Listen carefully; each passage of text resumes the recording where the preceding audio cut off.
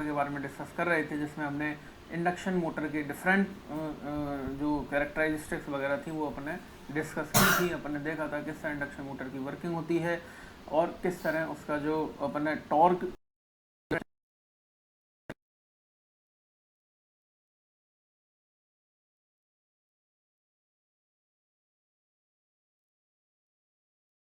बताओ कि क्यों मैक्सिमम टॉर्क जो है वो कांस्टेंट रहता है, रोटर के सर्किट रेजिस्टेंस पर डिपेंड नहीं करता है, जबकि स्टार्टिंग या इनिशियल टॉर्क जो होता है इंडक्शन मोटर का वह रोटर सर्किट के आपका जो रेजिस्टेंस है उस पर डिपेंड करता है।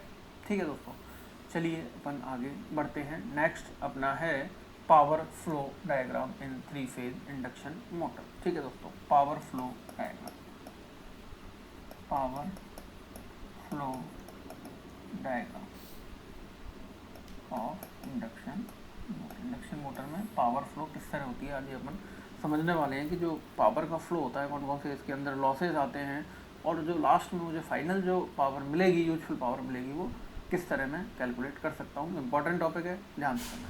ठीक है, सपोज करो दोस्तों ये आपका है स्टेटर वाला पार्ट मैंने बनाया है। ठीक है, ये है आपका स्टेटर। ठीक है, ये मैंने स्टेटर वाले पार्ट को दिखाया है और ये है आपका रोटर। ये वाला जो पार्ट है ये आपका कौन सा पार्ट है, ये रोटर है आपका। ठीक है दोस्तों, स्टेटर रोटर और इन दोनों के बीच में क्या है आपका एयर गैप बीच में दोनों के है और ये इंडक्शन के थ्रू आपस में कनेक्टेड है। तो सबसे पहले क्या है दोस्तों, मैं स्टेटर को, ये जो स्टेटर है इसको मैं 3 फेज एसी सप्लाई से कनेक्ट करता हूँ। 3 फेज एसी सप्लाई से मैं कनेक्ट करता हूँ और 3 फेज एसी पावर, मैं इसको पी इनपुट लिखूँ तो जो इसकी जो इनपुट पावर आएगी वो कितनी आएगी, √3 VI cos phi। समझ लो दोस्तों, ये आपकी जो 3 फेज की जो पावर होती है √3 VLIL cos phi, ये लाइन वोल्टेज लाइन करंट के फॉर्म में मैं लिख रहा हूँ। तो ये इनपुट पावर मैं इसके स्टेटर को देता हूँ सबसे पहले। ठीक है, ये जो इनपुट पावर है ये मैं दे रहा हूँ किसको, इसके स्टेटर को इनपुट में मैं ये दे रहा हूँ, ये जो पावर है। ठीक है, पी इनपुट। ठीक है, पी इनपुट को मैं रिप्रेजेंट कर रहा हूँ √3 VLIL cos phi से 3 फेज की पावर। ये होती है कि स्टार कनेक्टेड जनरली आपकी जो स्टेटर वाइंडिंग होती है, और मैं 3 फेज की बात करूँ चाहे स्टार कनेक्टेड हो चाहे डेल्टा कनेक्टेड हो, 3 फेज की जो पावर होती है वो √3 VLIL cos phi के बराबर होती है। ये इनपुट पावर मैंने दी। मैं साथ के साथ एक एग्जांपल भी दोस्तों लेता जा रहा हूँ ताकि ये आपको क्लियर होता है। सपोज करो ये 100 पावर मैंने दी, यहाँ पे इनपुट पावर मैंने कितनी दी, 100 इनपुट पावर इसको मैंने दी है। ठीक है, ये केवल समझने के लिए मैं बता रहा हूँ, आपने ये समझ में आ जाए। ठीक है, इसके बाद क्या हुआ दोस्तों, जैसे ही मैं स्टेटर को ये पावर दूंगा, इनपुट पावर 100 पावर सपोज करो, मैं एग्जांपल के लिए ले रहा हूँ, ये पावर मैंने दी, तो इसमें से क्या होगा, स्टेटर के लॉसेस होंगे दोस्तों। ठीक है, जैसे ही स्टेटर को जो पावर मिलेगी तो स्टेटर के क्या होंगे, कुछ लॉसेस होंगे। कौन कौन से लॉसेस होंगे, एक तो जो स्टेटर वाइंडिंग है, जो कॉपर की वाइंडिंग बनी हुई है, उसका जो रेजिस्टेंस होगा उसके ओमिक लॉसेस होंगे, जिसको मैं स्टेटर कॉपर लॉसेस कहूँगा। और दूसरे जो लॉसेस होंगे, चूँकि एसी सप्लाई इसके अंदर फ्लो हो रही है, तो स्टेटर के अंदर आपके आयरन लॉसेस भी होंगे। तो ये 2 लॉसेस आपके स्टेटर के अंदर होंगे, stator iron losses and stator copper losses. तो इन 2 लॉसेस ड्रॉप को मैं यहाँ पे रिप्रेजेंट कर रहा हूँ। ठीक है, ये 2 ड्रॉप मैंने यहाँ पे रिप्रेजेंट कर दिए। ये कौन कौन से हैं, एक तो है स्टेटर कॉपर लॉसेस, ठीक है, और एक है आपका स्टेटर आयरन लॉसेस। ठीक है, ये 2 लॉसेस मैंने स्टेटर लॉसेस को यहाँ पे रिप्रेजेंट कर दिया है। ये मैंने स्टेटर लॉसेस को, इस 100 जो इनपुट स्टेटर को मिलेगी इसमें से 2 लॉसेस माइनस होने के बाद फिर जो पावर बचेगी उस वह मैं कह सकता हूँ स्टेटर का आउटपुट पावर होगी। ठीक है, स्टेटर का आउटपुट पावर जो स्टेटर किसको ट्रांसफर करेगा, रोटर को ट्रांसफर करेगा थ्रू एयर गैप, और इसीलिए उस पावर को मैं क्या कहता हूँ, एयर गैप पावर या रोटर इनपुट पावर या स्टेटर आउटपुट पावर में कहता हूँ। सपोज करो इनको भी कुछ मैं एग्जांपल के लिए ले लेता हूँ। स्टेटर लॉसेस सपोज करो आपके 5 हुए और स्टेटर के कॉपर लॉसेस 5 हुए, आयरन लॉसेस भी कितने हुए, 5। ठीक है दोस्तों, तो स्टेटर को इनपुट में कितनी पावर मिली थी, 100, और इसमें से स्टेटर के लॉसेस कितने हो गए, 5 और 5 10 लॉसेस हो गए। तो अब कितनी पावर स्टेटर के पास बची, 90 पावर स्टेटर के पास बची। तो इस 90 पावर को स्टेटर क्या करेगा, रोटर को ट्रांसफर करेगा। ठीक है, ये जो पावर थी ये एयर गैप के थ्रू अब ये किसको देगा, इस रोटर को ट्रांसफ़र करेगा। तो ये जो पावर ट्रांसफ़र करेगा, ठीक है, ये जो पावर मैं इसको यहाँ रिप्रेजेंट कर रहा हूँ। ठीक है। ये जो पावर है ये कौन सी है, ये होती है आपकी air gap power. Air gap power, इसको पीजी से अपन रिप्रेजेंट कर रहे थे, अपन ने पढ़ी थी पीजी लास्ट क्लास के अंदर। तो एयर गैप पावर, या मैं रोटर इनपुट पावर भी कह सकता हूँ, क्योंकि रोटर के लिए क्या है, इनपुट की तरह काम कर रही है। या स्टेटर आउटपुट पावर भी मैं कह सकता हूँ, स्टेटर आउटपुट पावर भी मैं कह सकता हूँ। ठीक है दोस्तों, तो ये है आपकी एयर गैप पावर या स्टेटर आउटपुट पावर।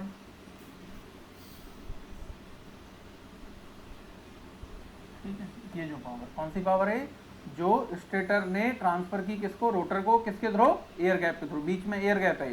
तो इस पावर को मैं कह रहा हूँ एयर गैप पावर, पीजी से रिप्रेजेंट कर रहा हूँ। या रोटर इनपुट पावर कह सकते हैं, स्टेटर आउटपुट पावर कह सकते हैं। ये पावर आपको यहाँ पे मिल रही है।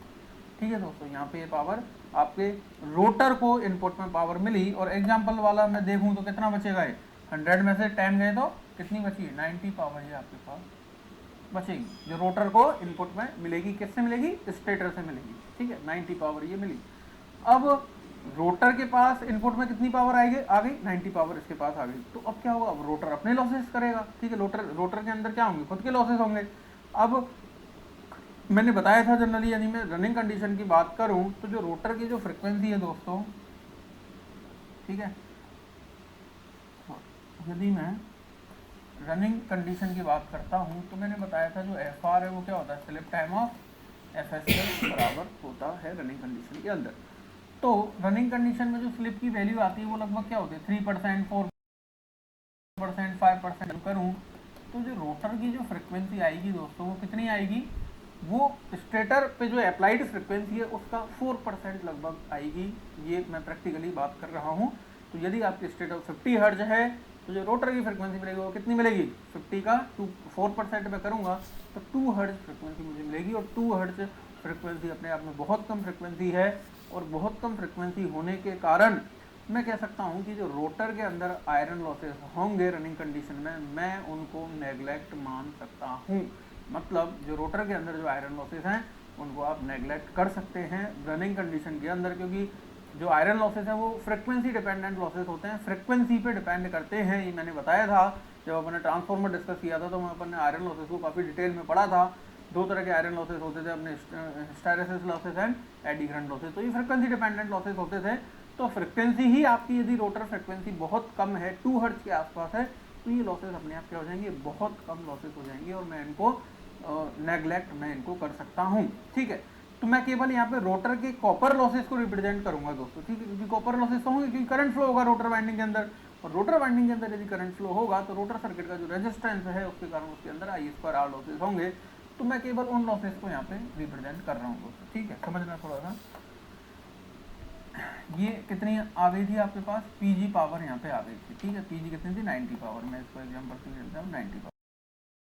इसके बाद क्या, रोटर के copper loss, rotor copper loss. ठीक है, सपोज करो ये भी कितने हुए, 5 हुए। रोटर के कॉपर लॉसेस भी कितने हुए, 5 रोटर के यदि कॉपर लॉसेस हुए। ठीक है, और आयरन लॉसेस को यदि मैं नेग्लेक्ट कर दूं, आयरन लॉसेस ऑफ रोटर, ठीक है, रोटर के स्टेटर के तो होंगे, can be neglected due to very low frequency, very low frequency at rotor. समझ आया दोस्तों, रोटर के जो ईएमएफ इंड्यूस हो रहा है उसकी बहुत कम फ्रिक्वेंसी होने के कारण मैं जो रोटर के आयरन लॉसेस है उनको नेग्लेक्ट में कर सकता हूँ। तो अब बताइए यहाँ पे, ये भी मैंने 5 ले लिए हैं। तो जो रोटर जो था, ये जो आपका रोटर जो था, इसको इनपुट में कितनी पावर मिली थी, 90 एयर गैप पावर मिली थी। 90 पावर में से रोटर कॉपर लॉसेस, ठीक है, इसको मैं रिप्रेजेंट करता हूँ PCU से। ठीक है, रोटर कॉपर लॉसेस मैं यदि इसमें से माइनस कर दूंगा 90 में से ये 5 रोटर कॉपर लॉसेस माइनस हो जाएंगे, तो आपके पास कौन सी पावर बचेगी। ठीक है, तो आपके पास ये पावर बची, इस पावर को मैं नाम दूंगा ग्रॉस आउटपुट पावर या आउटपुट मैकेनिकल पावर। ठीक है, ग्रॉस आउटपुट मैकेनिकल पावर या डेवलप्ड पावर भी आप इसको कह सकते हैं। इसको P0 से मैं इसको रिप्रेजेंट करूंगा, ठीक है, आउटपुट पावर, ठीक है, ग्रॉस आउटपुट पावर जो मिलेगा पीजी में से रोटर कॉपर लॉसेस को माइनस करने के बाद जो पावर मुझे मिलेगी ये होगी ग्रॉस आउटपुट या output mechanical power, P not से मैं इसको रिप्रेजेंट कर रहा हूँ। इसकी वैल्यू क्या आएगी बताइए दोस्तों, 90 रोटर इनपुट था, रोटर के कॉपर लॉसेस कितने हुए 5, तो 90 माइनस 5 कितनी पावर ये मिलेगी मुझे 85 पावर ये मेरे को प्राप्त होगी। इसको मैं ग्रॉस आउटपुट मैकेनिकल पावर कहता हूँ, ठीक है, क्योंकि ये ग्रॉस आउटपुट है जो रोटर पे डेवलप्ड होगा। अब ये एक्चुअल पावर नहीं है दोस्तों, मतलब मैं कहूँ कि यदि यूजफुल पावर की बात करूँ तो ये पावर जो है ये यूजफुल पावर नहीं है। क्यों नहीं है, क्योंकि ये पावर पूरी की पूरी मैं आउटपुट में प्राप्त नहीं कर सकता। क्यों, क्योंकि बीच में आपके मैकेनिकल लॉसेस भी होंगे। क्योंकि मैं यहाँ रोटेशनल पावर की बात कर रहा हूँ तो ये रोटेशनल फॉर्म में, रोटेटिंग एनर्जी के फॉर्म में यहाँ पे ये पावर जनरेट होगी, तो मुझे किसी आउटपुट लोड से कनेक्ट करने के लिए बीच में कोई शाफ्ट कनेक्ट करनी पड़ेगी, ठीक है, कोई शाफ्ट के थ्रू ही तो मैं रोटेशनल पावर को ट्रांसफर करूंगा लोड पर। तो बीच में क्या होगा दोस्तों, इसमें मैकेनिकल लॉसेस होते हैं, उन मैकेनिकल लॉसेस को मैं रिप्रेजेंट कर सकता हूँ as a friction losses and windage losses, ठीक है। तो फ्रिक्शन और विंडेज लॉसेस बीच में होंगे, वो लॉसेस इस 85 में से माइनस करने के बाद जो पावर आपको पास बचेगी वो आपका फाइनल आउटपुट या फाइनल यूजफुल पावर, या मैं इसको शाफ्ट पावर कहूँ, शाफ्ट पावर वो कहलाएगी, ठीक है। तो एक ड्रॉप में इसमें से और माइनस कर रहा हूँ, ठीक है दोस्तों, ये मैंने इसको आगे बढ़ाया, ठीक है। ये 85 जो बचा था आपका, इसमें से मैकेनिकल लॉसेस होंगे, ठीक है, मैकेनिकल लॉसेस या फ्रिक्शन एंड विंडेज लॉसेस, इन्हीं को मैं मैकेनिकल लॉसेस रिप्रेजेंट करता हूँ। पी मैकेनिकल मैं इनको लिखता हूँ। सपोज करो इसकी वैल्यू भी मैं 5 ले लूँ, मैं एक एग्जांपल ले रहा हूँ सिंपल समझने के लिए। सपोज करो मैकेनिकल या फ्रिक्शन लॉसेस भी आपके 5 हुए, तो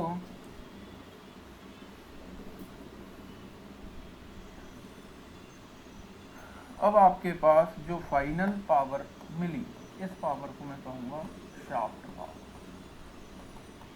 क्या कहूँगा, shaft power, useful power, useful power या शाफ्ट पावर या फाइनल आउटपुट पावर कहूँगा। तो ये जो पी शाफ्ट मुझे मिलेगी ये कैसे प्राप्त होगी दोस्तों बताइए।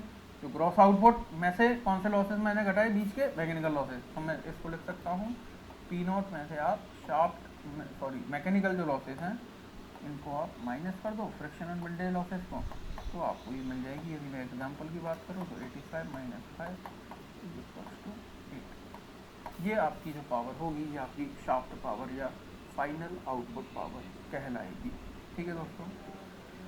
तो एक बार मैं इसको एक साथ आपको दिखाना चाहूँ तो एक बार आप थोड़ा सा इसको देखिए, बहुत ही ज़्यादा इम्पोर्टेंट डायग्राम है और कई छोटे छोटे जो ऑब्जेक्टिव क्वेश्चंस बनेंगे वो आप, यदि ये डायग्राम आपके दिमाग में क्लियर है तो आप उन छोटे छोटे क्वेश्चन को आसानी से सॉल्व कर पाएंगे। मैं इसको थोड़ा सा रिपीट कर रहा हूँ दोस्तों, ठीक है।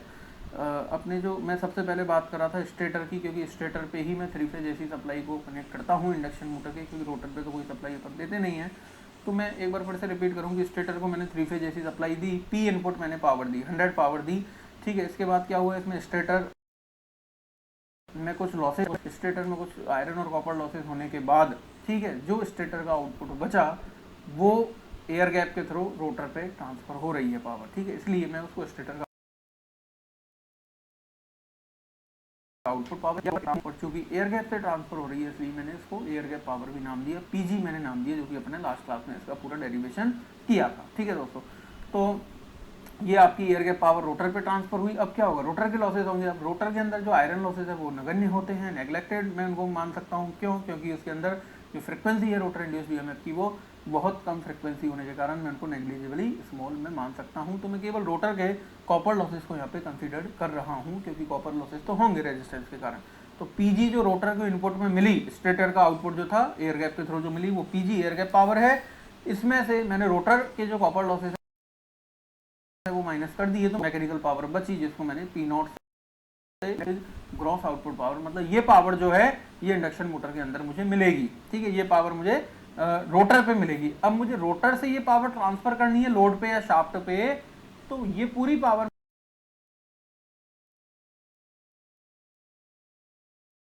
मुझे क्या है, कुछ लॉसेस और हो जाते हैं जिनको मैं मैकेनिकल लॉसेस कहता हूँ, या फ्रिक्शन और विंडेज, ठीक है। विंडेज यानी हवा और फ्रिक्शन फ्रिक्शन मतलब घर्षण कारण भी क्या है, कुछ लॉसेस इसमें से माइनस हो जाते हैं। तो इन लॉसेस को यदि मैं माइनस करूँ इसमें से ग्रॉस आउटपुट पावर में से, तो मेरे पास फाइनल ये जो पावर बचती है, इस पावर को मैं शाफ्ट पावर मैं कहता हूँ, फाइनल पावर या यूजफुल पावर मैं इसको कहता हूँ, जो कि मैं निकाल सकता हूँ ग्रॉस आउटपुट में से कॉपर मैकेनिकल लॉसेस को माइनस करके जो मेरे पास बैलेंस बचेगा, ये आपकी फाइनल शाफ्ट पावर होगी। तो this is the power flow diagram of a 3 phase induction motor की। 3 फेज इंडक्शन मोटर के अंदर किस तरह पावर का फ्लो होता है।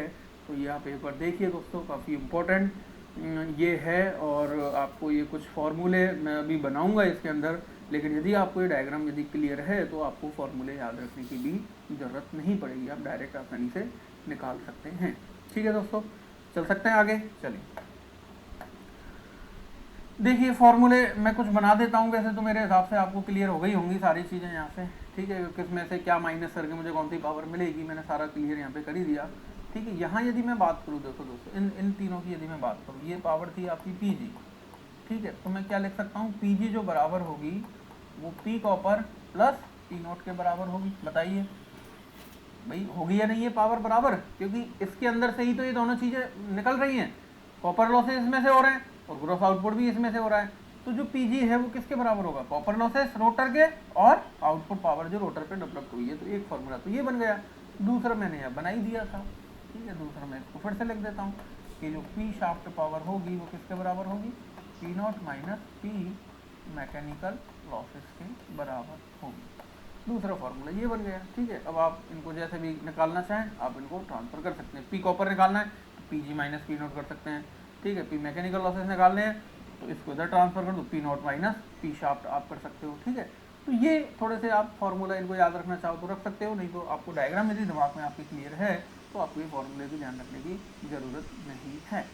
ठीक है दोस्तों, अब यहाँ मैं बात करूँ दोस्तों, यदि एफिशिएंसी की यदि मैं बात करूँ तो मैं क्या लिख सकता हूँ बताइए। ठीक है, तो यहाँ यदि मैं शाफ्ट एफिशिएंसी की बात करूँगा तो एफिशिएंसी होती है आउटपुट अपॉन इनपुट। ठीक है, तो यदि मैं शाफ्ट एफिशिएंसी की बात करूँ यहाँ पे, ठीक है, शाफ्ट एफिशिएंसी, तो शाफ्ट एफिशिएंसी मैं लिख सकता हूँ, नीटा शाफ्ट में लिख सकता हूँ कि जो आउटपुट पावर है, आउटपुट फाइनल शाफ्ट पावर कितनी है, P shaft divide by P input, जो शुरुआत में मैंने इनपुट दिया था, P इनपुट जो स्टेटर को मैंने दिया था। तो ये इस तरह आप इसकी शाफ्ट पावर आप यहाँ पे कैलकुलेट कर सकते हैं। ये आपकी आ जाएगी shaft power, P shaft upon P input into 100 से मल्टीप्लाई कर दोगे तो किसमें आ जाएगी। एग्जाम्पल के लिए बात करूँ, जो मैं एक एग्जाम्पल लेके चला था, शाफ्ट पावर आपको मिली थी 80 डिवाइड बाई इनपुट आप 100 लेके चले थे, इंटू 100 में करूँ तो कितना आ जाएगा 80%। तो जो शाफ्ट एफिशिएंसी है एग्जाम्पल के लिए वो कितनी है आपकी 80% आपकी शाफ्ट एफिशिएंसी आपकी आ जाएगी। ठीक है दोस्तों, तो इस तरह आप ये चीज़ यहाँ से पावर फ्लो डायग्राम से आप कैलकुलेट कर सकते हैं कि शाफ्ट एफिशिएंसी क्या हो गई। तो शाफ्ट पावर आपकी जो है divide by input, output upon input, तो फाइनल आउटपुट तो ये मैंने आपको, और शुरुआती इनपुट क्या दिया था आपने, P इनपुट दिया था, इनका रेशियो आप निकाल के शाफ्ट पावर कैलकुलेट कर सकते हैं। ठीक है दोस्तों, एक चीज़ और मैं बताऊं, यदि मेरे पास Pg मैंने यहाँ से चलो निकाल दी, ठीक है, मुझे इनपुट पावर निकालनी है, तो एक फॉर्मूला और क्या बन जाएगा, मैं P इनपुट को क्या लिख सकता हूँ, Pg प्लस स्टेटर लॉसेस। बताइए दोस्तों, ये लिख सकता हूँ या नहीं, बिल्कुल लिख सकता हूँ। क्यों, क्योंकि Pg जो थी वो स्टेटर का आउटपुट था, तो P इनपुट क्या किस किस में खर्च हो गए, स्टेटर के आउटपुट में, जो कि Pg के बराबर है, और जो स्टेटर के लॉसेस हुए हैं, जो कॉपर लॉसेस और आयरन लॉसेस जो हुए हैं, ये आप यहाँ ऐड कर दो। तो Pg में यदि आप स्टेटर लॉसेस को ऐड कर दोगे तो आपके पास P इनपुट यहाँ पे प्राप्त हो जाएगा। स्टेटर लॉसेस का मतलब जो भी स्टेटर के लॉसेस हैं, आयरन लॉसेस, कॉपर लॉसेस जो भी हैं, आप स्टेटर लॉसेस को Pg में ऐड करके P इनपुट आप निकाल सकते हैं। तो यदि आपको एफिशिएंसी पूछे और P इनपुट आपको डायरेक्टली नहीं दिया है तो आप इस तरह P इनपुट की वैल्यू कैलकुलेट कर सकते हैं। ठीक है दोस्तों, चलिए मैं एक इसका एग्जांपल लेता हूं दोस्तों, और उससे कुछ अपन कैलकुलेशन करके कोशिश करते हैं कि मैं इनकी वैल्यू में यहाँ से कैलकुलेट कर सकूँ। ठीक है, मैं एक इसका एग्जांपल लेता हूँ। ठीक है, समझना थोड़ा सा ध्यान। एक 3 फेज इंडक्शन मोटर आपको दी हुई है दोस्तों, उसकी शाफ्ट पावर मुझे दे रखी है 2700 वाट, रोटर की स्पीड मुझे गिवन है 1440 आरपीएम, मैकेनिकल लॉसेज दे रखे हैं 180 वाट, 50 हर्ट्ज की है, 4 पोल की इंडक्शन मोटर है। मुझे ये 3 चीज़ें यहाँ पे पूछी है। पीजी मेरे से पूछा है, पी कॉपर मेरे से पूछा है, और पी नॉट की वैल्यू मेरे को निकालनी है। ये तीनों वैल्यू मेरे को पूछी गई हैं, इनकी वैल्यू क्या आएगी। ठीक है दोस्तों, तो ये एक एग्जांपल मुझे दे रखा है, मुझे ये वैल्यू तीनों चीज़ें मैं पूछी हैं, तो मैं थोड़ा सा कैलकुलेटर यूज़ में लूँगा यहाँ पे ये चीज़ें निकालने के लिए। ठीक है, मुझे तो मैं अभी पावर फ्लो डायग्राम पढ़ रहा था, तो P copper losses and output mechanical power, gross output power, P not की वैल्यू, ये तीनों वैल्यू मेरे से पूछी है। ठीक है, मैं किस तरह निकालूंगा? तो क्या सबसे पहले मुझे स्लिप निकालनी पड़ेगी। मैं स्लिप कैलकुलेट कर लेता हूँ। ठीक है दोस्तों, तो स्लिप में सबसे पहले यदि कैलकुलेट कर सकूँ तो स्लिप एस होती है आपकी N S minus N R upon N S. ठीक है, स्लिप आप निकाल लीजिए। एन एस सिल्वर स्पीड क्या आएगी, तो N S 120 F upon P से मैं कैलकुलेट कर सकता हूँ। तो 120 इंटू एफ कितना आ जाएगा आपका, फ्रिक्वेंसी कितनी आ जाएगी, 50 हर्ट्ज आपको दे रखी है, नंबर ऑफ पोल आपके 4 गिवन है। तो ये आप डायरेक्ट भी जान रखते हो, 50 हर्ट्ज 4 पोल है, तो आपकी जो 1500 आपकी स्पीड, जो सिल्वर स्पीड है वो 1500 आती है। ठीक है दोस्तों, ये ध्यान रखना है आपको। 50 हर्ट्ज जनरली रहेगी फ्रिक्वेंसी, पोल आपके यदि 4 दे रखे हैं तो 1500 आपकी आके एन एस आएगी। ये बार बार आप जरूरी नहीं है कि आप कैलकुलेट करें। ठीक है, ये ध्यान भी रखें। 1500 माइनस एन आर कितना है, 1440 RPM डिवाइड बाय 1500 RPM। तो यदि मैं सॉल्व करूँगा तो ये वैल्यू आपको मिलेगी 0.04। जो स्लिप आपकी आएगी वो कितनी आएगी दोस्तों, 0.04 आपकी स्लिप की वैल्यू यहाँ पे मिलेगी। ठीक है, मुझे शाफ्ट पावर दे रखी है दोस्तों, जो फाइनल जो आउटपुट पावर मुझे अभी जो डायग्राम में मिली थी, मैं बता दूँ ये पावर मुझे दे रखी है। तो फाइनल जो शाफ्ट पावर है ना, ये मुझे दे रखी है।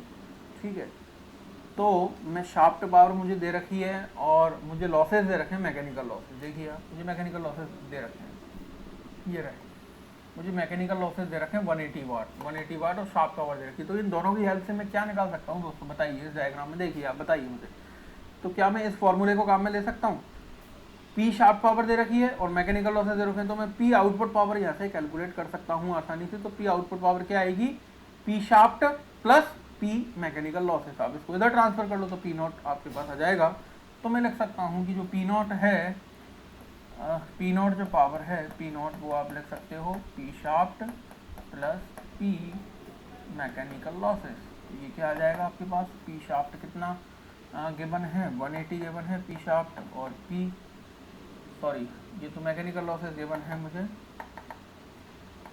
2700 को आपको देखा था पी शाफ्ट, और पी मैकेनिकल आपको गिवन है 180। तो इनको आप यदि ऐड कर लो दोनों को तो ये आ जाएगा 2880 वाट। ठीक है दोस्तों, ये क्या आ गया आपके पास, पी नॉट पावर आ गई। आउटपुट ग्रॉस आउटपुट जो है वो आपको मिल गया 2880 वाट आपका क्या आ गया, आउटपुट मैकेनिकल पावर आपको प्राप्त होगी। तो एक चीज़ तो मैंने कैलकुलेट कर ली, पी नॉट तो आपके पास आ चुका है।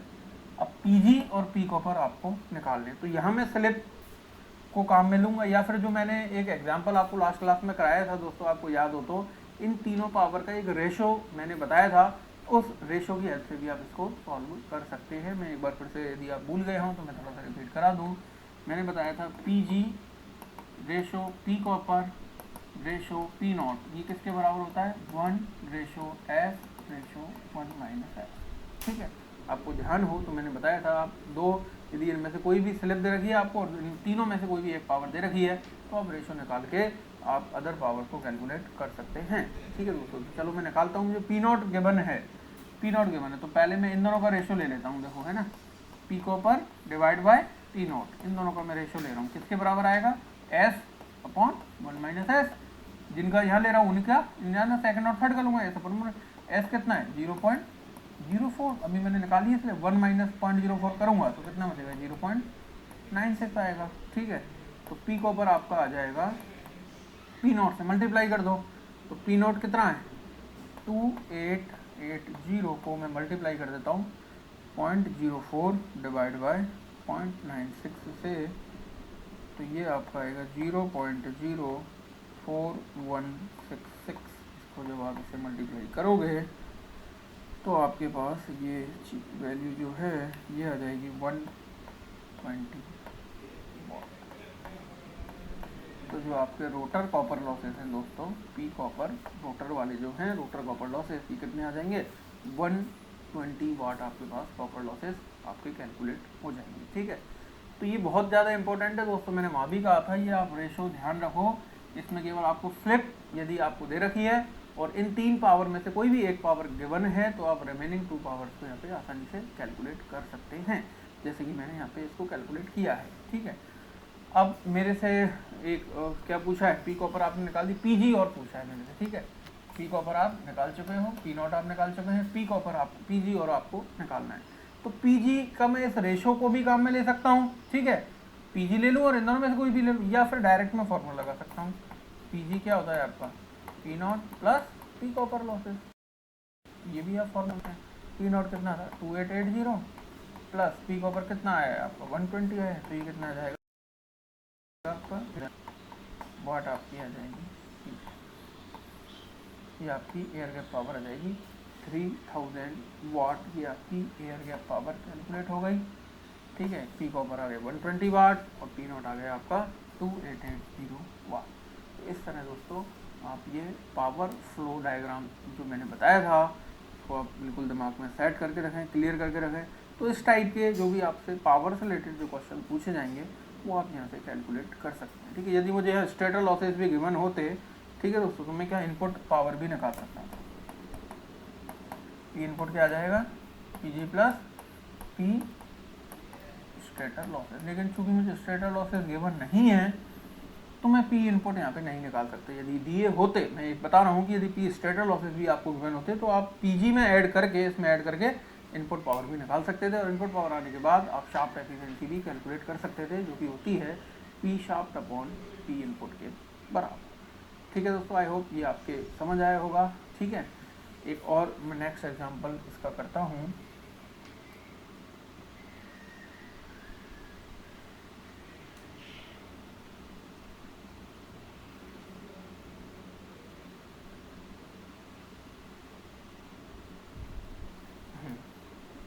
ठीक है, एक और मैं इसका एग्जांपल लेके चल रहा हूँ।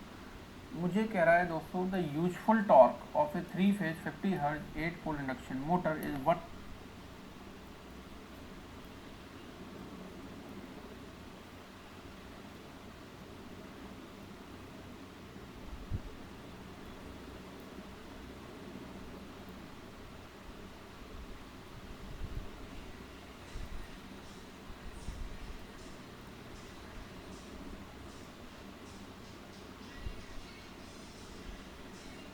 न्यूटन मीटर 190 न्यूटन मीटर मुझे यूजफुल टॉर्क दे रखा है। तो यूजफुल टॉर्क कौन सा होता है, फाइनल वाला टॉर्क। ठीक है दोस्तों, जो मैंने बताया था।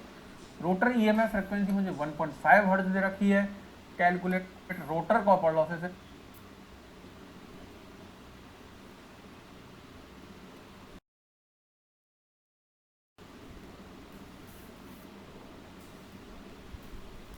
Mechanical losses are 700। मुझे पी मैकेनिकल लॉसेस कितने दे दिए 700 वाट मुझे दे दिए। पी कॉपर मेरे से पूछ रहा है, पी कॉपर लॉस मेरे से पूछ रहा है। ठीक है, तो क्या सबसे पहले मैं स्लिप निकाल सकता हूँ दोस्तों? बिल्कुल निकाल सकता हूँ, ये दोनों फ्रिक्वेंसी को यूज में लेके।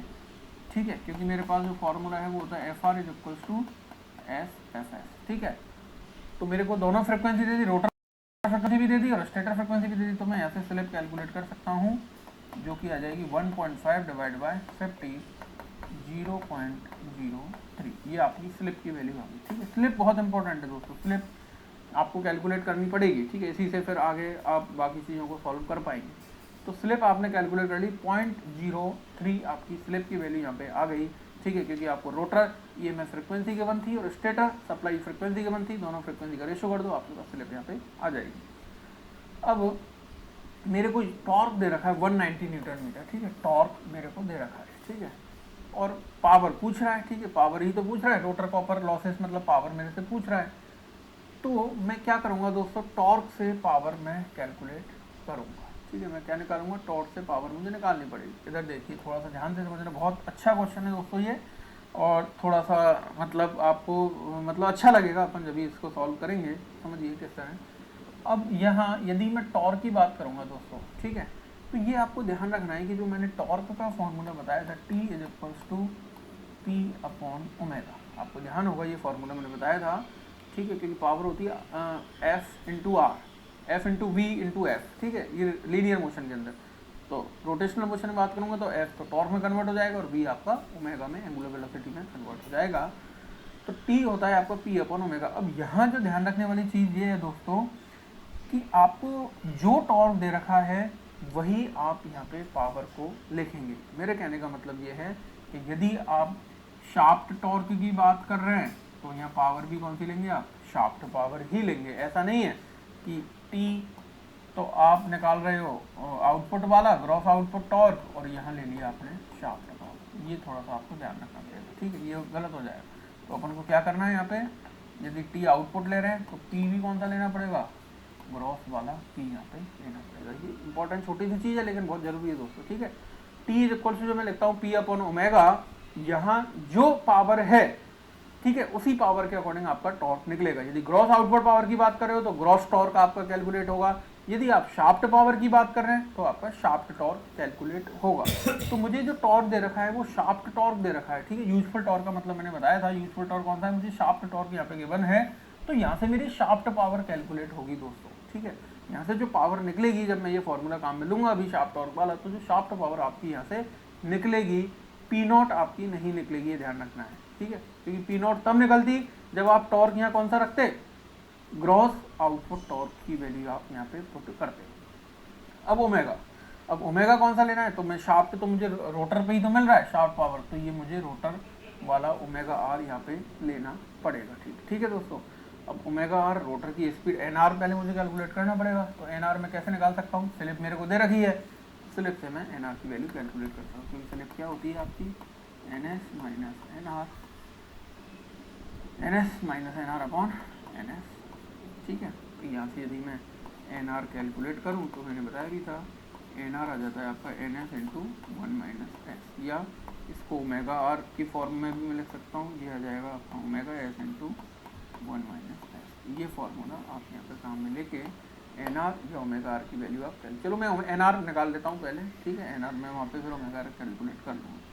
तो एन आर क्या आ जाएगा दोस्तों, आपकी जो रोटर की स्पीड है इंडक्शन मोटर की, एन एस कितना 120 F upon P, 120 F upon P करके आप सिंक्रोनस स्पीड कैलकुलेट करें तो synchronous speed 120 into F 50 hertz upon P कितना दे रखा है मुझे, 8 पोल दे रखा है, ठीक है दोस्तों। तो ये आ जाएगी 750 आरपीएम, ठीक है दोस्तों। कितना आ जाएगी, 750 आरपीएम सिंक्रोनस स्पीड आएगी। तो जो रोटर स्पीड है वो मैं कैलकुलेट करूँ तो वो क्या आ जाएगी, 750 को किससे मल्टीप्लाई कर दो आप, 1 माइनस स्लिप से, और स्लिप कितनी है 0.03, 750 को से मल्टीप्लाई करो,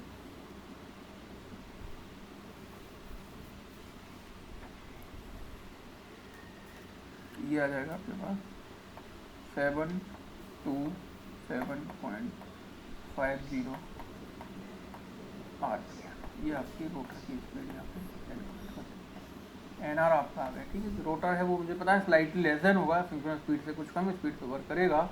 तो आपकी जो एन आर जो आएगी वो आ जाएगी 727.50।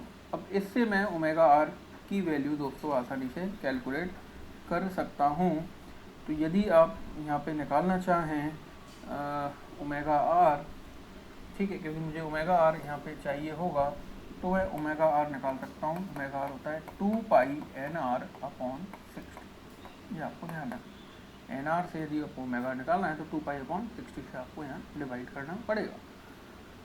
तो मैं लिखूँ 2 इंटू 3.14 इंटू एन आर कितना है 727.50 डिवाइड बाय 60, तो यहाँ से आपका ओमेगा आर कैलकुलेट जाएगा, ठीक है, एंगुलर वेलोसिटी। तो ये आ जाएगा आपका 2 इंटू 3.14 इंटू 727.5 डिवाइड बाय 60 मैं करूँ, ये आ जाएगा आपके पास 76.145, ठीक है, 76.145 वैल्यू आपकी ओमेगा आर की आ जाएगी रेडियन पर सेकंड के अंदर, ठीक है। तो आप यहाँ रख दो वैल्यू। पी शाफ्ट आपको निकालना है, तो पी शाफ्ट क्या आ जाएगा, T shaft into omega R, दोनों वैल्यू हैं। टी शाफ्ट कितना दे रखा 190 न्यूटन मीटर, ये टी शाफ्ट इधर यूजफुल टॉर्क 190 को आप मल्टीप्लाई कर दो ओमेगा आर से, 76.145 से यदि मैं इसको मल्टीप्लाई कर दूँ 190 को, तो मेरे पास आ जाएगा 14467.55। ये आपका आ गया पी शार्प। ओके, इसमें है ये वॉट के अंदर आया है, ठीक है। 14467.55 वाट आपकी ये वैल्यू यहाँ पे कैलकुलेट हो जाएगी, ठीक है। मैं एक बार इसको थोड़ा सा फिर से कैलकुलेशन को चेक कर लेता हूँ।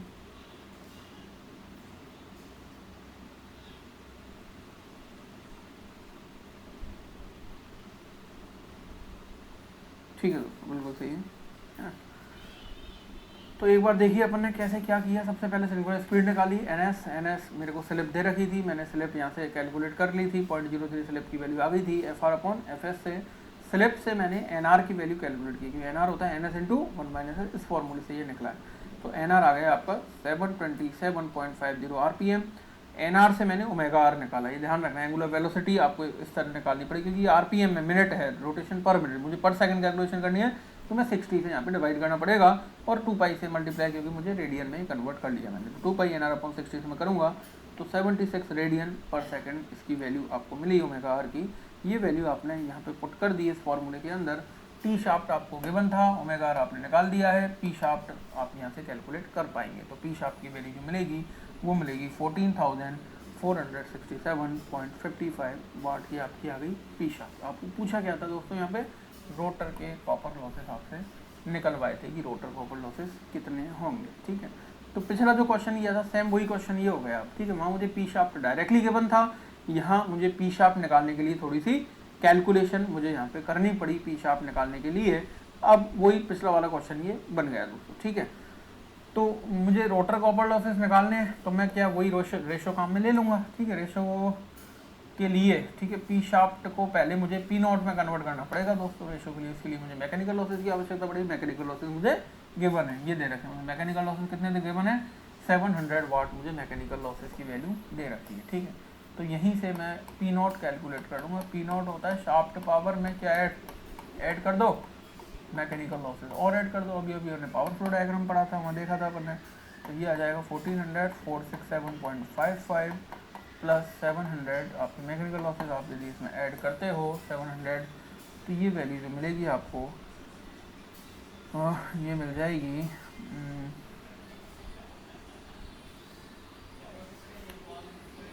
15,167.55 वॉट। ये आपको पी नोट की वैल्यू यहाँ पे प्राप्त हो जाएगी, ठीक है। तो ये आपको यहाँ पे वैल्यू मिल जाएगी 15,167.55 वाट आपको पी नॉट मिल गई। अब आप रेशो लगा दें, ठीक है। अब आप रेशो लगा दें, जो मैंने रेशो वाला बता रखा है आपको, P G ratio P copper ratio P not क्या होता है, 1:S/1 - ठीक है। आपके पास पी नॉट है, पी कॉपर पूछें, इन दोनों को काम में ले लो। तो P copper upon P not क्या लिखोगे, S/1 - S। स्लिप कितनी दे रखी है आपको, 0.03 डिवाइड बाय 1 में 0.03 करोगे तो 0.97 ही आ जाएगा। तो आपके पास आ गई पी कॉपर आ जाएगा, पी नॉट को इससे मल्टीप्लाई कर दो। तो मैं इसको मल्टीप्लाई इससे करूँ 1.03 0.97 को मैं मल्टीप्लाई करूँ यदि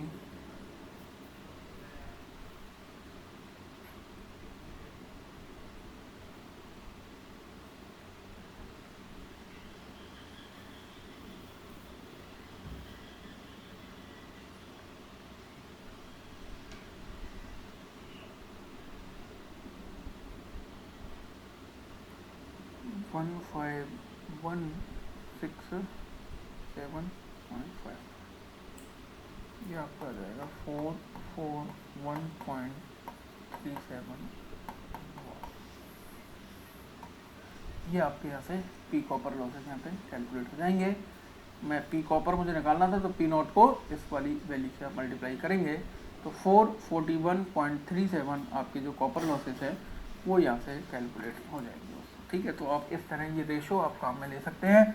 पर रेशो में देखना शाफ्ट पावर नहीं है दोस्तों, रेशो के अंदर कौन कौन सी पावर है, केवल पीजी है, पी कॉपर लॉसेस हैं और आउटपुट मैकेनिकल पावर है। शाफ्ट पावर नहीं है, तो शाफ्ट पावर से आपको इन तीनों पावर में किसी में आना पड़ेगा पहले। तो शाफ्ट पावर तो मैंने कैलकुलेट कर ली थी, मुझे मैकेनिकल लॉसेज यहाँ पे गिवन थे, तो मैंने शाफ्ट में इसको ऐड करके पी नॉट यहाँ पे पावर निकाली। अब मेरे पास पी नॉट पावर आ गई, तो ये दोनों में से मैं कोई भी पावर जो पूछा है मैं निकाल सकता हूँ यदि स्लिप मेरे पास है और स्लिप की वैल्यू मुझे गिवन है, मुझे दे ही रखी है 0.03, स्लिप की वैल्यू थी 1 माइनस स्लिप करेंगे तो 0.97 आ जाएगा।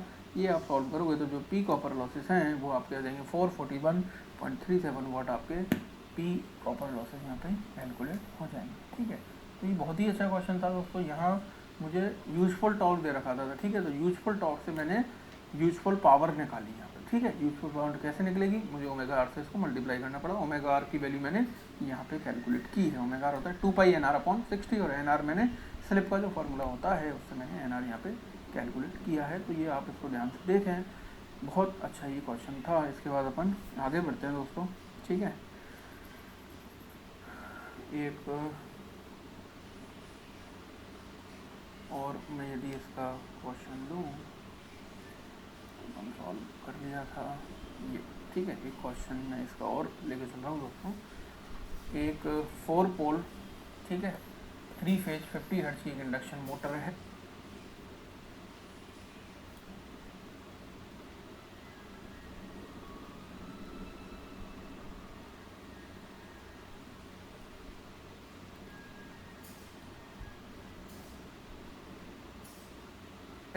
ठीक है दोस्तों, इसका रेशियो दे रखा है स्टेटर टू रोटर टर्न का, मुझे रेशियो दे रखा है stator turn to rotor turn का, मुझे रेशियो दे रखा है कितना, 2 रेशियो मुझे दे रखा है।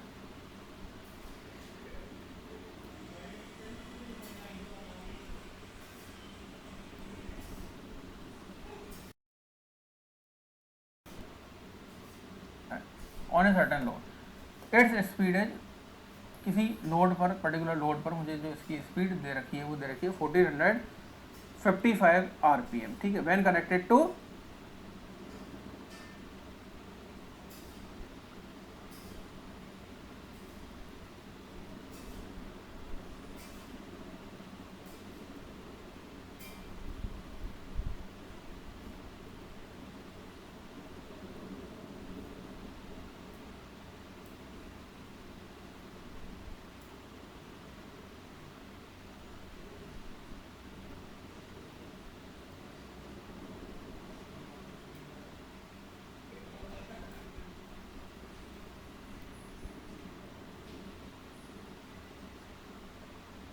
फॉर 15 वोल्ट, 415 वोल्ट पे, मतलब 3 फेज हो गई। 3 फेज पे जब इसको कनेक्ट किया जाता है तो कैलकुलेट मुझे करना है। ठीक है, बहुत अच्छा क्वेश्चन दोस्तों, ध्यान से समझना।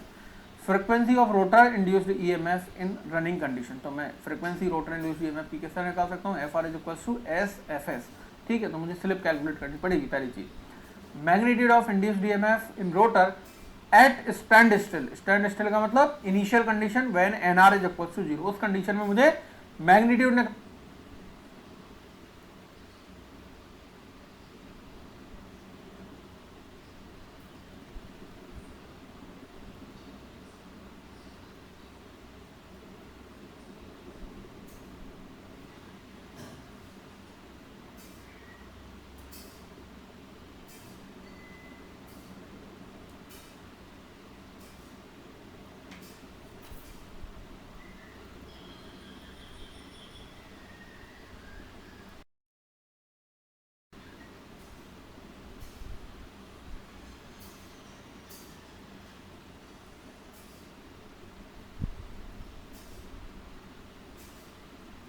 निकालना है रोटर इंड्यूस्ड ईएमएफ का, और थर्ड मेरे से पूछा है magnitude of induced EMF in rotor at running condition.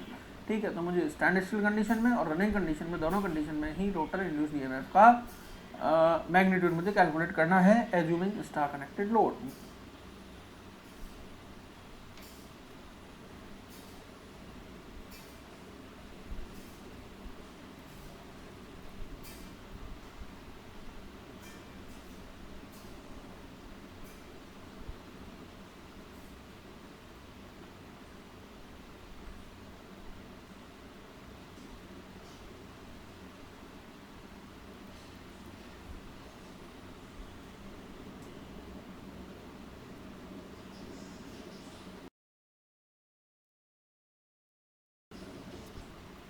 जो लोड दे रखा है वो स्टार कनेक्टेड लोड मेरे को गिवन है। ठीक है दोस्तों, चलिए मैं कैलकुलेट, तो सबसे पहले अपन इसकी स्लिप कैलकुलेट कर लें। ठीक है, मैं सबसे पहले इसकी स्लिप कैलकुलेट कर देता हूँ, या एन एस अपन सबसे पहले निकालें इसकी फ्रीक्वेंसी 120 एफ अपॉन पी से। ठीक है, तो सिंक्रोनस स्पीड इसकी कितनी आ जाएगी दोस्तों, 120 इंटू एफ 50 हर्ट्ज, पोल 4 दे रखे हैं, कितनी आ जाएगी 1500 आरपीएम। ठीक है, स्लिप क्या होती है, N S minus N R upon N S. N S 1500, वो थी 1455 RPM, N R divide by 1500,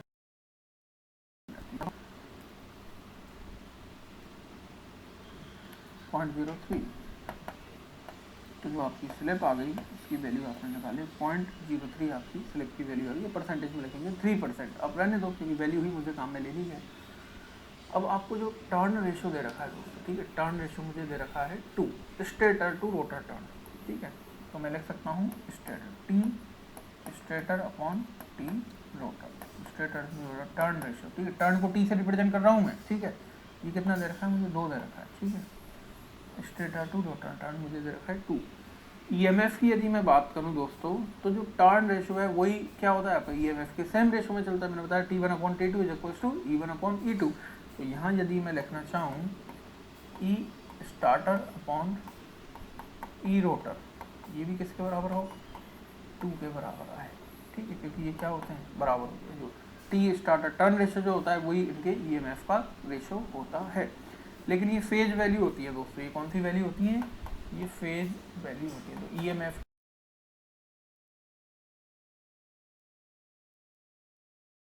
की जो फेज वोल्टेज दे रखा है, ठीक है, 415 volt connected to supply. Supply का मतलब स्टेटर वोल्टेज मुझे दे रखा है, स्टेटर इंड्यूस ईएमएफ को मैं स्टेटर वोल्टेज को यदि मैं इसको मानूं तो स्टेटर वोल्टेज मुझे गिवन है 415 वोल्ट मुझे दे रखा है। तो ये कौन सा वोल्टेज, ये लाइन वोल्टेज मुझे गिवन है दोस्तों, ये ध्यान रखना है आपको। ठीक है, ये कौन सा वोल्टेज है, लाइन वोल्टेज मुझे गिवन है।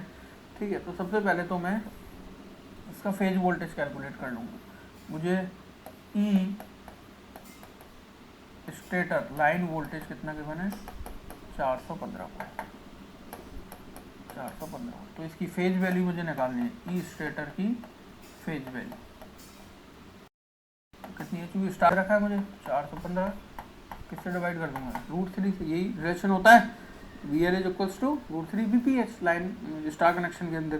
तो ये आ जाएगा 415 डिवाइड बाय 1.732, ये आ जाएगा आपका लगभग 240 आप इसको मान सकते हो। ठीक है दोस्तों, या मैं पूरा एग्जैक्ट पॉइंट में लेकर चलूँ इसको, तो ये आएगा 23.60 वोल्ट।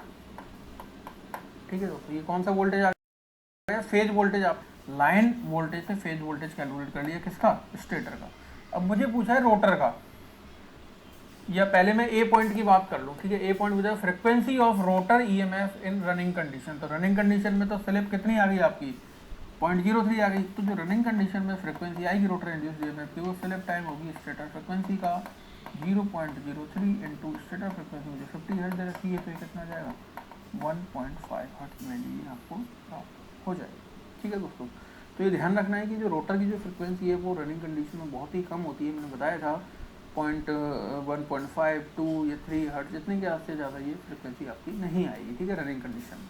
तो पहला पॉइंट तो आपका ये होगा 1.5 हर्ट्ज आपकी रनिंग कंडीशन में रोटर ईएमएफ की फ्रीक्वेंसी। स्टैंड स्टिल पूछता तो स्टैंड स्टिल में तो क्या होती है, स्लिप 1 हो जाती है, तो FR is equals to FS। तो 50 हर्ट्ज ही आपकी रोटर इंड्यूस्ड ईएमएफ की फ्रीक्वेंसी आती है यदि स्टैंड स्टिल कंडीशन में ये पूछता। ठीक है, उस समय स्लिप क्या हो जाती है, 1 हो जाती है आपकी। ठीक है, तो यहाँ से यदि मैं बात करूँ दोस्तों, ईएमएफ की अपन बात कर रहे थे स्टेटर अपॉन रोटर। ठीक है, स्टेटर अपॉन रोटर 2 मुझे दे रखा था टर्न रेशो, और यही रेशो आपको वोल्टेज के वोल्टेज रेशो के भी बराबर होता है। तो ये मैंने निकाल दिया। यदि इस फॉर्मूले को मैं यहाँ पे लगाऊँ अब, ठीक है, फेज की कैलकुलेशन की थी और फेज वोल्टेज मैंने यहाँ पे निकाल दिया।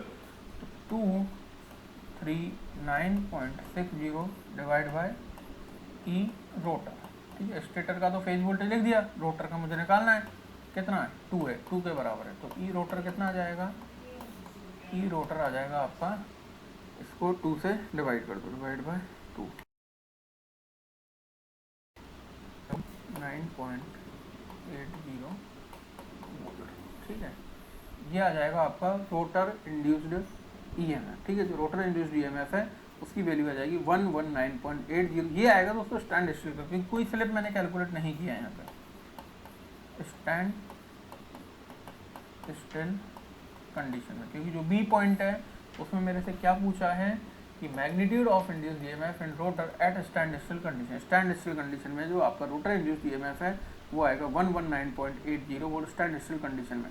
अब यही पूछ रहा है induced EMF in rotor at running condition. तो रनिंग कंडीशन में क्या होगा, स्लिप टाइम ये आता है, क्योंकि इंड्यूस्ड ईएमएफ के फॉर्मूले में मैंने बताया था फ्रीक्वेंसी आती है 4.445 FTPH KW। तो फ्रीक्वेंसी की टर्म आ रही है और जहां भी फ्रीक्वेंसी की टर्म आएगी वो स्लिप से मल्टीप्लाई हो जाएगी, क्योंकि FR जो है वो क्या हो रहा है, SFS हो रहा है, तो EMF भी क्या हो जाएगा, स्लिप से मल्टीप्लाई हो जाएगा। तो यदि मैं रनिंग कंडीशन में बात करूंगा, रनिंग कंडीशन में मैं बात करूंगा तो आपका ई रोटर रनिंग कंडीशन में आ जाएगा slip time of E rotor stand still. समझ आया दोस्तों। स्टैंड स्टिल में स्लिप 1 थी, कहने का मतलब स्टैंड स्टिल में स्लिप की वैल्यू 1 हो जाएगी, तो दोनों बराबर हो जाएगी। यदि स्टैंड स्टिल की बात हो, रनिंग की बात करूंगा तो ये स्लिप से मल्टीप्लाई होगा, तो 0.03 वो मल्टीप्लाई कर दो आप किससे, 119.80 से, तो ये वैल्यू आपको मिल जाएगी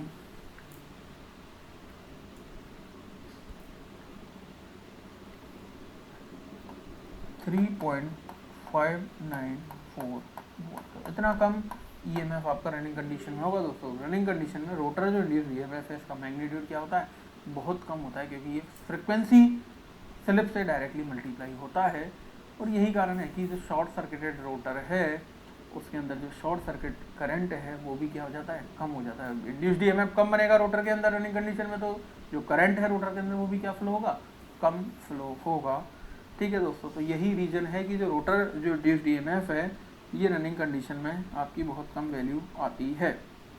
ठीक है, स्टार्टिंग की मैं बात करूँ कि जब मोटर आपकी स्टार्ट होगी उस समय तो जो रोटर इंड्यूस्ड ईएमएफ है वो काफ़ी ज़्यादा है, 119.80 है। मतलब मैं कहूँ यदि 1:1 होता तो ये एग्जैक्ट बराबर आ जाता स्टेटर वोल्टेज के, लेकिन कुछ रेशो अपन ने 2 का मेंटेन कर रखा है, तो ये फिर भी ये ज़्यादा है, 119 ज़्यादा है ये रोटर इंड्यूस्ड ईएमएफ स्टार्टिंग में। ठीक है, अब स्टार्टिंग में यदि रोटर इंड्यूस्ड ईएमएफ में ये वोल्टेज यदि इंड्यूस्ड हो रहा है और चूंकि रोटर सर्किट आपने शॉर्ट सर्किटेड किया हुआ है, तो ये voltage large short circuit current flow कराएगा आपका स्टार्टिंग में इंडक्शन मोटर के रोटर में, और ये करंट इतना ज़्यादा होगा कि आपकी रोटर वाइंडिंग को डैमेज कर सकता है। इसके लिए अपन को फिर यहाँ क्या करना पड़ेगा, स्टार्टिंग मेथड इंडक्शन मोटर के काम मिलेंगे, हम आगे का टॉपिक पढ़ेंगे starting of 3 phase induction motor. चूँकि ये एग्जाम्पल आपका आया है तो मैं यहाँ पे थोड़ा सा आपको बता दूँ, क्लू दे दूँ कि जो starting of 3 phase induction motor होगी उसके अंदर अपन क्या करेंगे, उसके अंदर ये जो स्टार्टिंग में स्टैंड स्टिल कंडीशन का मतलब है स्टार्टिंग, जब मोटर आप स्टार्ट होने वाली है, ठीक है,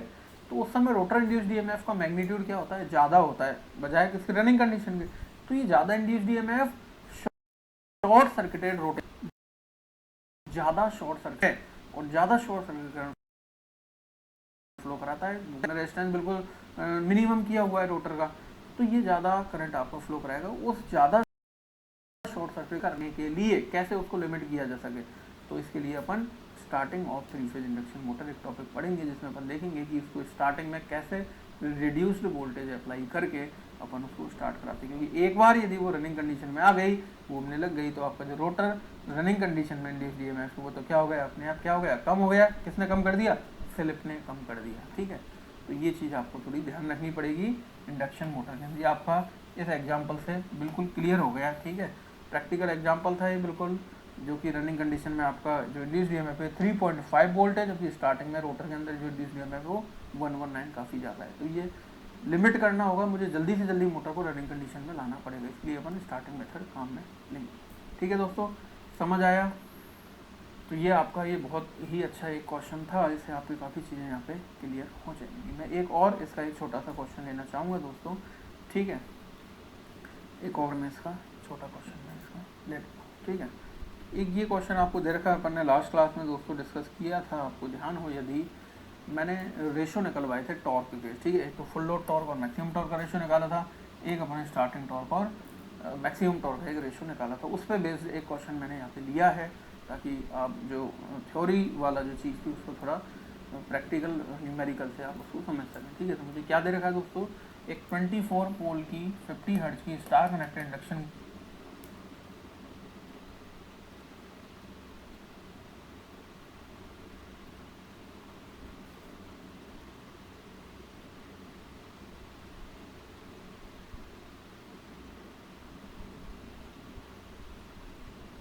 मोटर मुझे दी हुई है, जिसका रोटर सर्किट का रेजिस्टेंस, ठीक है, पर फेज और reactance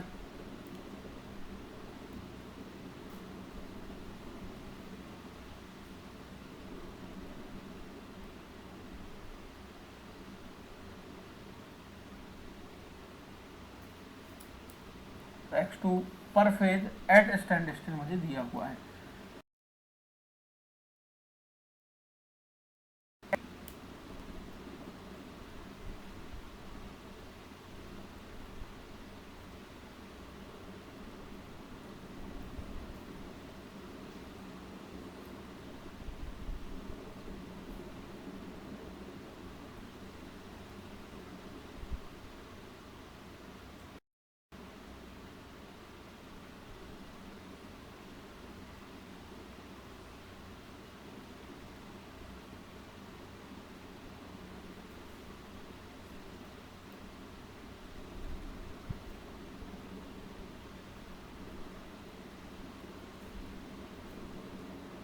it's a full load torque at speed of 247 RPM. ये बहुत ही ज़्यादा इंपॉर्टेंट लाइन है, ये मैंने कल डिस्कस भी की थी दोस्तों, कि आपको जो स्पीड देगा वो, ठीक है, जो रोटर की स्पीड, किसकी स्पीड है, रोटर की स्पीड है 247 आरपीएम, इंडक्शन मोटर की रोटर की। तो ये जो स्पीड है ये किसी पर्टिकुलर टॉर्क पे देगा वो, ठीक है। अब मुझे ये स्पीड किस टॉर्क पे दे रखी है, फुल लोड टॉर्क पे दे रखी है। तो जो मैं स्लिप निकालूंगा तो वो कौन सी स्लिप निकलेगी, यहाँ से फुल लोड स्लिप निकलेगी दोस्तों, ये ध्यान रखना है आपको, ठीक है। कल मैंने बताया था, ठीक है, दो स्लिप अपन ने डिस्कस की थी। तो फुल लोड स्लिप क्या थी, NS माइनस NR, फॉर्मूला तो यही है, ठीक है। लेकिन जो NR है ये कौन सा आएगा, फुल लोड वाला आएगा। यदि आपको मैक्सिमम स्लिप की बात करें, S मैक्स की, स्लिप एट मैक्सिमम टॉर्क, तो ये आएगा NS minus NR max upon N।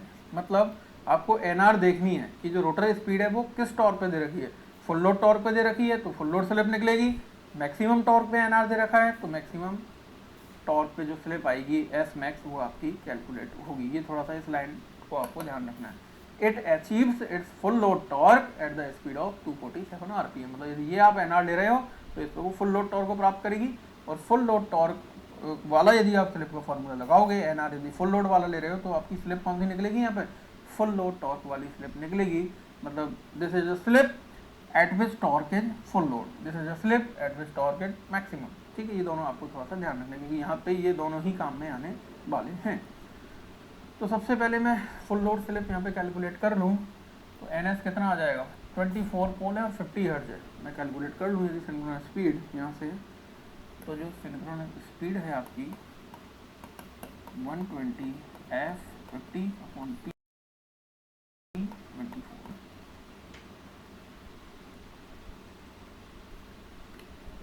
दो सौ 250 आरपीएम, ठीक है, 250 आरपीएम आ गई। तो यहाँ से आप फुल लोड स्लिप निकाल सकते हैं, 250 माइनस NR फुल लोड 247, 247, ठीक है, डिवाइड बाय 250 कितना आ जाएगा,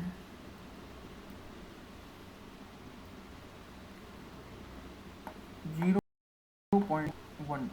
ये आ गई आपकी स्लिप फुल लोड स्लिप। आपने फुल लोड टॉर्क वाली जो स्लिप है वो कैलकुलेट कर ली 0.012। मैक्सिमम स्लिप, अब मुझे मैक्सिमम टॉर्क वाली स्पीड क्वेश्चन में नहीं दी हुई है, ठीक है, कि मैक्सिमम टॉर्क पे जो मोटर की स्पीड है वो मुझे क्वेश्चन में नहीं दे रखी है। तो मैं स्लिप एट मैक्सिमम टॉर्क इस फॉर्मूले से नहीं निकाल सकता यहाँ पे इस कंडीशन में। तो मेरे पास इसका दूसरा फॉर्मूला भी है। तो S मैक्स का मैं दूसरा फॉर्मूला कौन सा काम में ले सकता हूँ, R2 अपॉन X2। ये दोनों वैल्यू मुझे गिवन है। R2 कितना गिवन है, 0.01 डिवाइड बाई X2 कितना गिवन है, 0.3। तो इसको मैं कैलकुलेट करके यहाँ से S मैक्स की वैल्यू निकाल सकता हूँ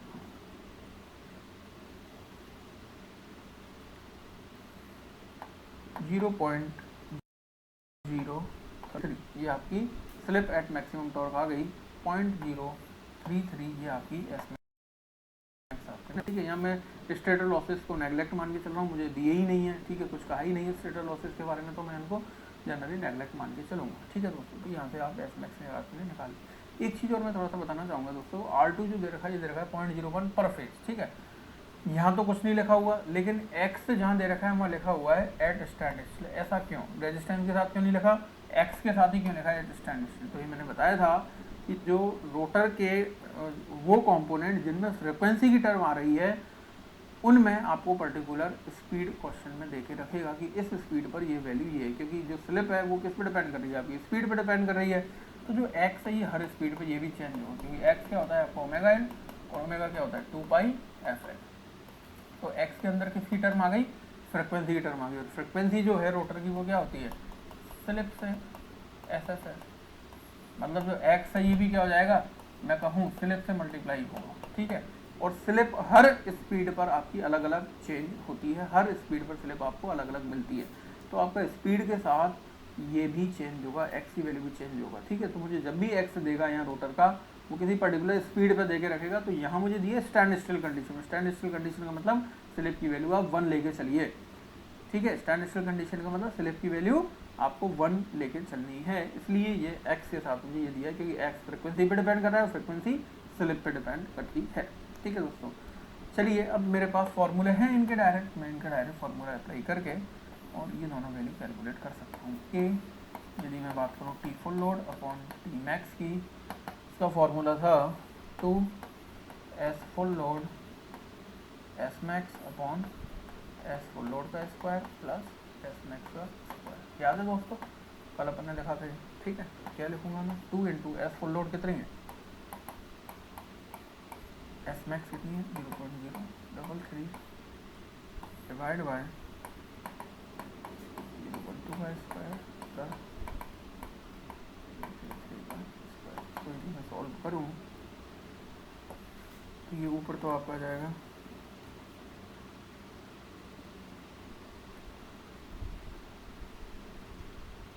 7.92 इंटू 10 की पावर -4, नीचे आ जाएगा आपका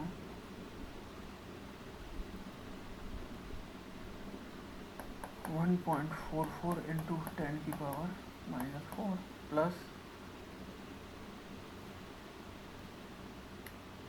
ये आ जाएगा 1.089 इंटू 10 की पावर -3। या इसको मैं ये लिख लूँ 0.1 करके और -4 कर देता हूँ।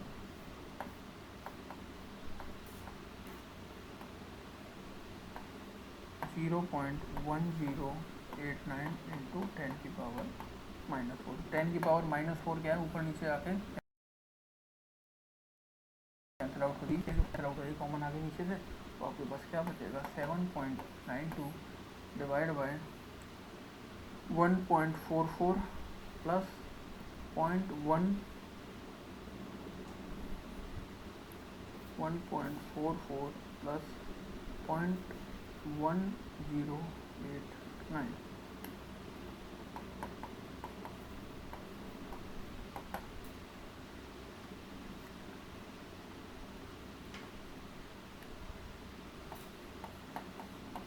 (5.11) ये रेशो आ जाएगा दोस्तों आपका, जो फुल लोड टॉर्क और मैक्सिमम टॉर्क का जो रेशो आएगा वो आपका आ जाएगा 5.11, यदि आप ये डाटा यहाँ पे पुट करते हैं। इसी तरह v वैल्यू यदि आप यहाँ पे निकालें, v क्या दे रखा था आपको, स्टार्टिंग अपॉन मैक्स,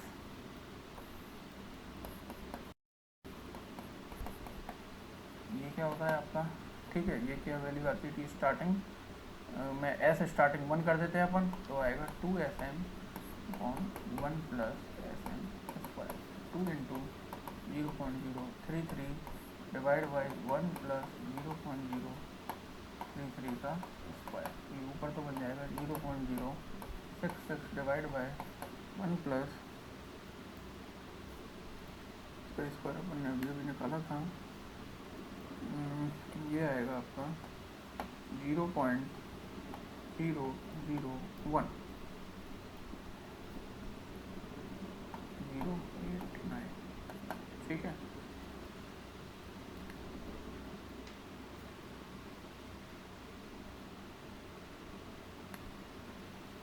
0.065 ये वैल्यू आपको यहाँ से प्राप्त होगी। इसकी जो वैल्यू मिलेगी वो आपको ये वैल्यू यहाँ से आपको प्राप्त होगी। ठीक है, तो ये था दोस्तों रेशो निकालने का तरीका कि किस तरह आप इसका ये रेशो कैलकुलेट कर सकते हो। ये जो 2 फॉर्मूले मैंने कल बताए थे लास्ट क्लास में, फुल लोड और मैक्सिमम टॉर्क का रेशो, स्टार्टिंग और मैक्सिमम टॉर्क का रेशो। तो ये आप दोनों फॉर्मूले ध्यान रखें, 2s full load S max upon S full load का स्क्वायर प्लस एस मैक्स का स्क्वायर, और ये होता है 2s max upon 1 plus S max का स्क्वायर। ठीक है, तो एस मैक्स के लिए मैंने बताया था R2/X2 करके आप एस मैक्स की वैल्यू यहाँ पे कैलकुलेट कर सकते हैं, और फुल लोड के लिए आपको NS minus NR upon NS से ही यहाँ पे कैलकुलेट करना पड़ेगा, क्योंकि मुझे दे रखा था यहाँ पे it achieve it's full load torque at speed of इतने। यदि ये कहता है it achieve its maximum torque at this speed, तो ये SM निकलता, फिर आपको ये फॉर्मूला अपन काम में लेते। ठीक है दोस्तों, आई होप ये आपके समझ आया होगा। ठीक है, इसके बाद अगला जो अपन नेक्स्ट क्लास में स्टार्ट करेंगे, अपन देखेंगे torque slip characteristic of 3 phase induction motor की जो टॉर्क और स्लिप के बीच में जो वेरिएशन होगा किस तरह होगा, उसको अपन लास्ट क्लास में नेक्स्ट